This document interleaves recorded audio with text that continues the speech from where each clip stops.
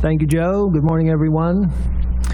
I'm suffering the lingering effects of a virulent cold, so if I sniffle or cough a little, I'll beg your indulgence in advance. It is a great pleasure to be here at Paris Landing State Park. We've been here a couple of days. We've seen bald eagles flying around, turkeys, people catching big fish. Might stick around a few more days to engage in that myself. And we also, the staff of TVA, really appreciate, Mike, you and your wife's hospitality and the hospitality of the whole community. And here at the State Park really has been a wonderful, wonderful experience. And I can't think of a better place than being at a state park to get to the heart of the issue on floating houses, which really is who owns public resources. But we're going to come to that issue in a little bit. That was a teaser. So now to floating houses. Our work as stewards of the region's natural resources requires us to deal with challenging issues, how to manage the river safely, and use other resources to provide the greatest good for the public, and that's for all the people that we serve. That question is at the heart of the study we've been conducting for more than 2 years, with numerous public meetings on how to address privately owned floating houses on TVA reservoirs. So we've heard a lot about this morning. We know what these are. We began a policy review and public input process on floating houses after identifying more than 1,800 of these structures on 16 TVA reservoirs.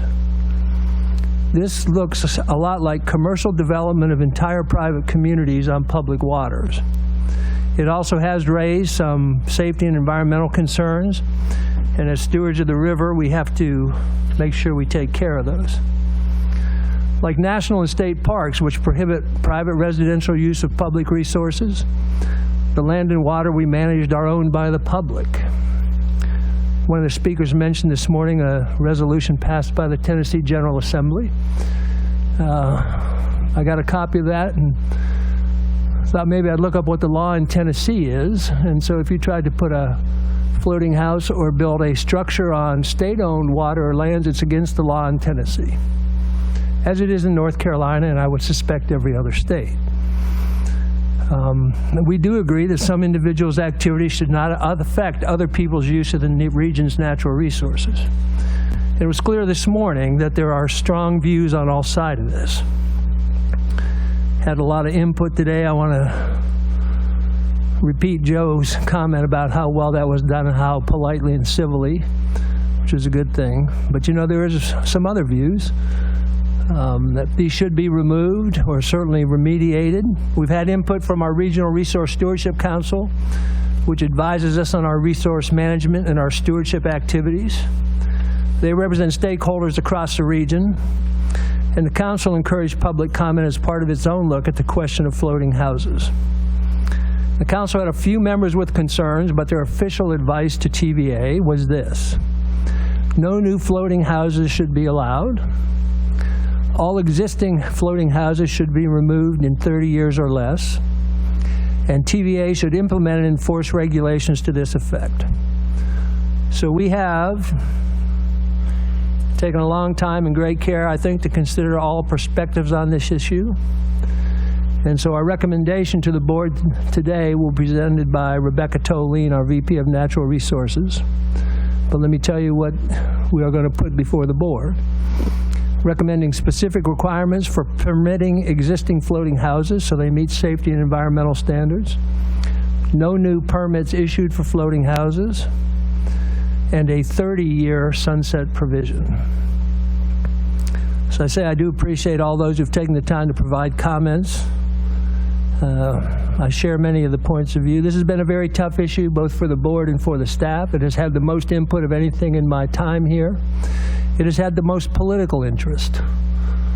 And it's fair to say that some of that political input has been negative in intent. But this board and this organization have a duty of stewardship of public assets.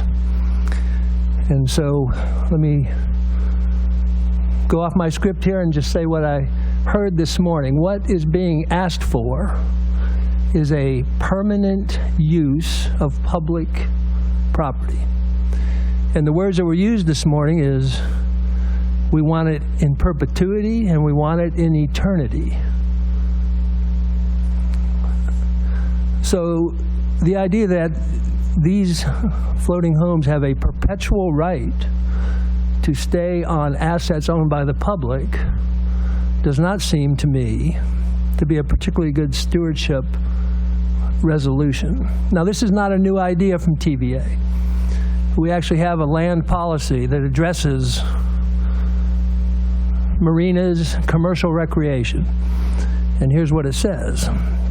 TVA leases or easements for commercial recreation purposes will contain restrictions against residential use, and no long-term accommodations or individually owned units will be permitted. The perpetual right exceeds the right of the marina owners, who have 30-year leases subject to 30-day notice cancellations. And I do want to assure the marina woman that her comments were all good, but that's a 30-year lease with a 30-day notice. We heard a lot about docks and piers.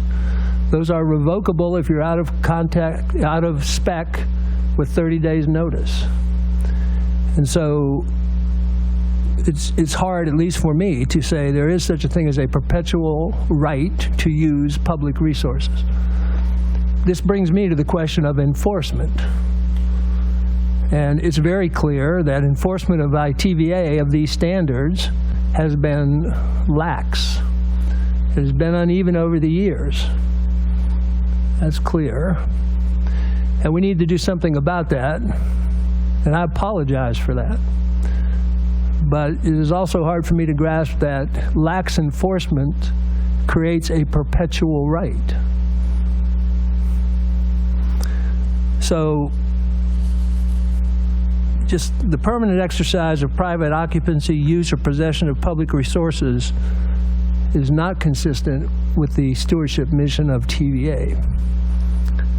And so Rebecca will come and talk more about that, but at least now you know my views on this.